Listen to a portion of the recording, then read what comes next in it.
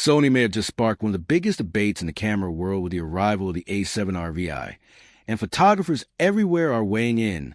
On paper, Sony is promoting this new model as a stack sensor camera priced at $4,500, a claim that instantly grabbed attention across the industry. Before we go any further, drop a comment below and let me know your first impression of the A7RVI.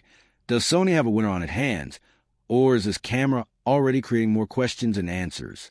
The controversy started when early testing revealed that despite the stack sensor branding, the camera delivers a readout speed of around 19 milliseconds.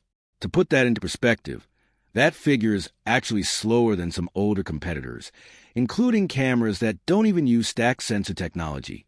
Naturally, photographers and creators online began questioning Sony's approach, with many wondering whether the traditional definition of a stack sensor is being stretched in a way that could confuse buyers.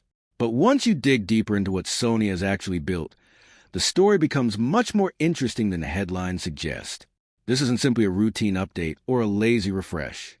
Instead of using the additional sensor layers primarily to maximize burst speed and minimize rolling shutter like Sony does on its flagship models, the company appears to have taken a completely different direction.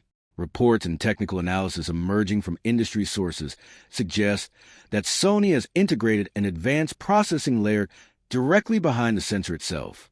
Rather than focusing on speed alone, this architecture seems designed to process enormous amounts of image data in real time, potentially enhancing dynamic range and improving shadow detail before information even reaches the main image processor.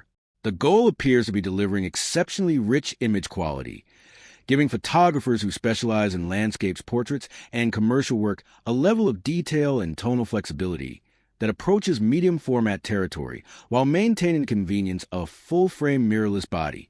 According to manufacturing analysts, producing this type of sensor is incredibly complex, which helps explain why the camera carries such a premium price tag.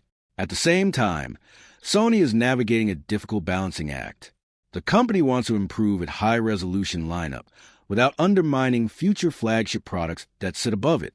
If Sony had packed this camera with a true ultra-fast stack sensor capable of flagship-level performance at this price point, it could have made their top-tier offerings much harder to justify. However, that strategy creates another challenge. With a 19 millisecond readout speed, the A7RVI enters a market where competitors offer faster performance, lower rolling shutter, and stronger hybrid capabilities at similar or even lower prices.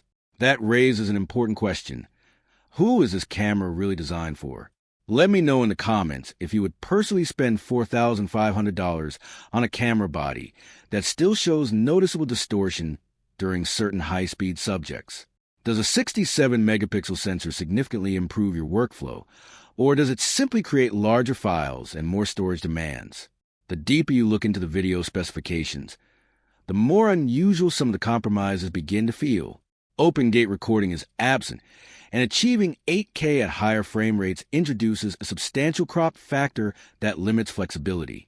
Meanwhile, early examination suggests that the camera's approach to standard 4K capture may not represent the dramatic leap forward many users were hoping to see. Industry observers who closely monitor imaging technology have pointed out that Sony appears to be carefully separating features across different product tiers, ensuring each camera serves a distinct purpose. One example is the inclusion of a traditional mechanical shutter. While some users may view that as old-fashioned, it serves a critical function. Using electronic shutters with slower sensor readout speeds can introduce significant issues when working with flash photography or challenging artificial lighting conditions. Many professional photographers have experienced situations where electronic shutter artifacts ruin otherwise perfect images, so retaining a mechanical shutter provides an important layer of reliability. Even if it limits maximum mechanical shooting speeds, it offers peace of mind when capturing high-value assignments. For wildlife and action photographers, Sony has included a pre-capture feature that could prove incredibly useful. By buffering images before the shutter is fully pressed, photographers gain an extra safety net when tracking unpredictable subjects, helping them capture critical moments that might otherwise be missed due to normal human reaction times. On the other hand, portrait and studio shooters may find it harder to justify upgrading if they already own previous high-resolution Sony bodies. While 67 megapixels sounds impressive, not every photographer benefits from that level of detail. In some cases, the additional resolution simply means more storage requirements, larger workflows, and extra retouching work without a meaningful improvement in final output.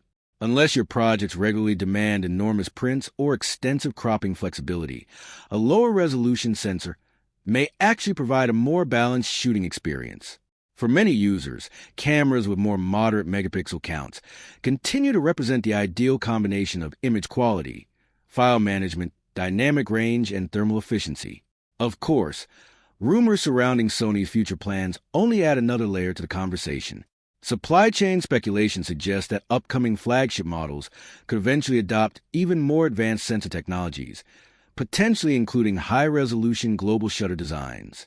If that happens, many of the current compromises associated with rolling shutter and flash synchronization could disappear entirely. A true global shutter system would read the entire frame simultaneously, unlocking new possibilities for photographers and filmmakers alike. If Sony successfully brings that technology to future products, it could dramatically reshape expectations across the entire camera market. As things stand today, the A7RVI feels less like a universal flagship and more like a highly specialized tool aimed at a very specific audience. It delivers extraordinary image quality, immense resolution, and cutting-edge sensor engineering, but those strengths come with trade-offs in speed and video flexibility that some users may struggle to accept. Calling a failure would be unfair, but calling it the perfect camera would be equally difficult. Ultimately, the A7RVI appears to be a camera built for photographers who prioritize maximum image quality above almost everything else, even if that means accepting a few compromises along the way. Whether that approach proves successful will depend entirely on what photographers value most in their creative workflow. With that said, thanks for watching, and until next time.